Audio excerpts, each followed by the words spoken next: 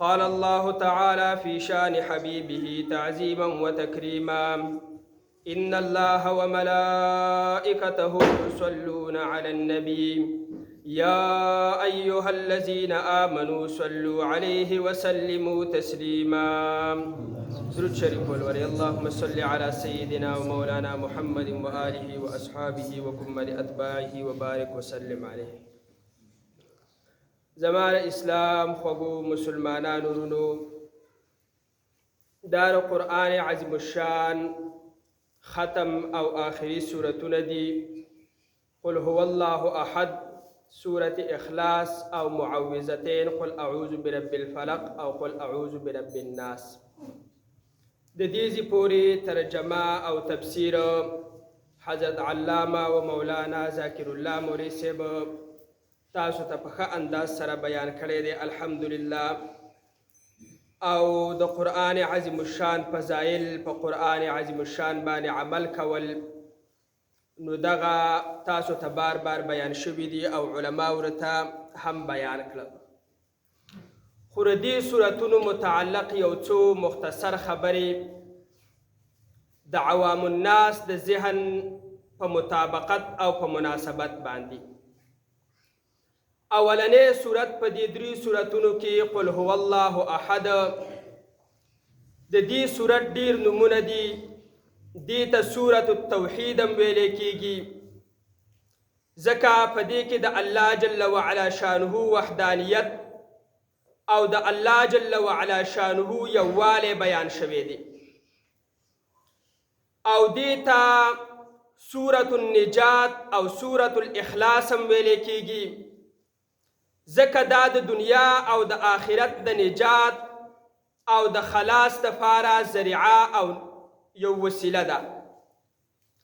دغه رنګې دې ته سورت النسبت هم ویلې کېږي ځکه وروسته شان نزول له دې کې به بیا انشاء الله تعالی راشي چې کافرانو به د الله جل وعلا شانه د نسب او د نسبت تفوسونه کول. نو الله جل وعلا شانه د هغې په جواب کې دا سورت نازل کو. نو دا نسبت د الله جل وعلا شانه دی. فقل هو الله احد کې د الله جل وعلا شانه نسبت بیان دی. او دې ته سورة المعرفت او سورة الجمال هم ویلې کېږي ځکه چې په دې کې د الله جل وعلا شانه د ذات قل هو الله احد او د الله جل وعلا شانه د صفات ثبوتیو او د صفات سلبیو ذکر دی. او د الله جل وعلا شانه معرفت په دغه صفاتو باندې راځي، په صفات ثبوتیو باندې او په صفات سلبیو باندې. نو په دې کې د الله جل وعلا شانه معرفت دی. نو د دې وجې نه دې ته سورة المعرفت ویلې کېږي. او دې ته سورة الصمد او سورة الاساس هم ویلې کېږي ځکه په دې کې د الله جل وعلا شانه یو اسم مبارک ذکر دی الله الصمد. نو د دې وجې نه ورته سورة الصمد ویلې کېږي. او سورة الاساس دا بنیاد د پاره د قرآن عظیم الشان دی.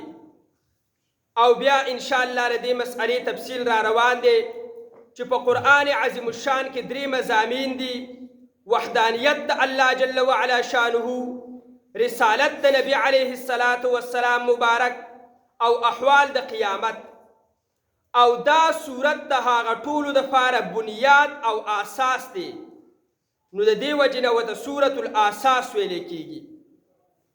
سورة المغفرت هم ورته ویلې کېږي، سورة البراءت هم ورته ویلې کېږي ځکه په دې په سبب باندې الله جل وعلا شانه انسانانو ته مغفرت نصیب کوي.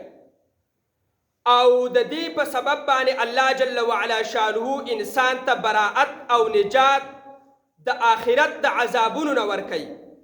کم انسان چې د قل هو الله احد په مضامینو باندې ایمان وي او په قل هو الله احد او په سورة الاخلاص کې چې کم عقاید ذکر دي په هغه باندې ایمان دی، نو هغه انسان ته د آخرت د عذاب د قبر د عذاب نه نجات او براءت دی.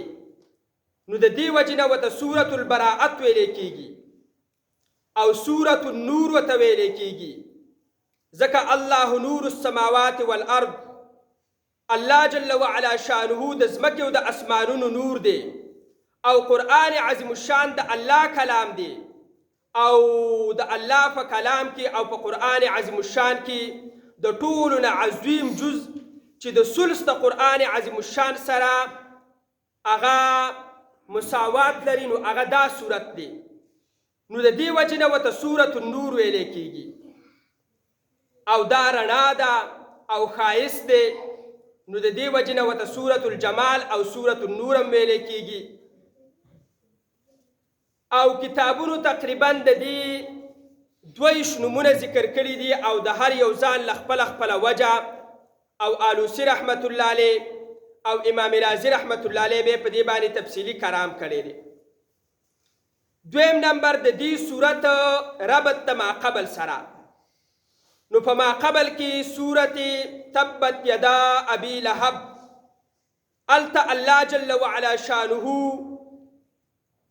د ابو لهب چې د نبی علیه السلام مبارک دشمن دی، د هغه هلاکت او د هغه عذاب دنیوي او اخروي ذکر کړی دی. نو په دې صورت کې الله جل وعلا شانه د عذاب دنیوي او د عذاب اخروي نه د نجات سبب او ذریعه بیانوي، چې د دنیا او د آخرت د عذاب نه د بچ کېدلو دپاره طریقه هغه توحید او وحدانیت د الله جل وعلا شانه منل دي، او د هغې په ضمن کې جمیع ضروریات د دین. دویم دا چې په مخکې صورت کې هلاکت د ابو لهب چې هغه دشمن د نبی علیه السلام مبارکو هغه بیان شو. نو په دې صورت کې الله جل وعلا شانه سبب د هلاکت بیانوي، چې ابو لهب ولې هلاک شو، د دنیا او د آخرت په خسران باندې ولې مبتلا دی. نو الله جل وعلا شانه دلته وجه بیان فرمایي چې دی زما د وحدانیت او د نبی علیه السلام مبارک د رسالت نه منکر و، نو د دې وجې نه ابو لهب چې دی نو هغه هلاک شو. نو په مخکینی صورت کې هلاکت د ابو لهب بیان شوی و، او په دې صورت کې الله جل وعلا شانه سبب د هلاکت بیانوي چې ابو لهب ولې هلاک شو. بل د ټول قرآن عظیم الشان سره د دې ربط او مناسبت دارې چې په ټول قرآن عظیم الشان کې احکام الهیه بیان شو، هم پکې عقاید بیان شو، هم پکې اعمال بیان شو. څومره احکام د شریعت چې دي نو هغه ټول په قرآن عظیم الشان کې بیان شو تفصیلا. نو وسې الله جل وعلا شانه د هغې حاصل او خلاصه ذکر کوي په سورت اخلاص کې.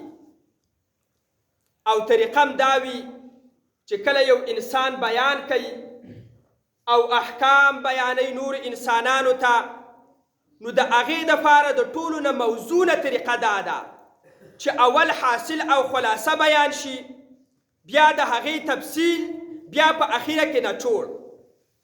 نو دلتم الله جل وعلا شانه په سورت فاتحه کې د جمیع قرآن عظیم الشان د مضامینو هغه حاصل بیان کړی دی. په قرآن عظیم الشان کې چې کم څه دي هغه په سورت بقره کې، او په سورت بقره کې چې کم احکام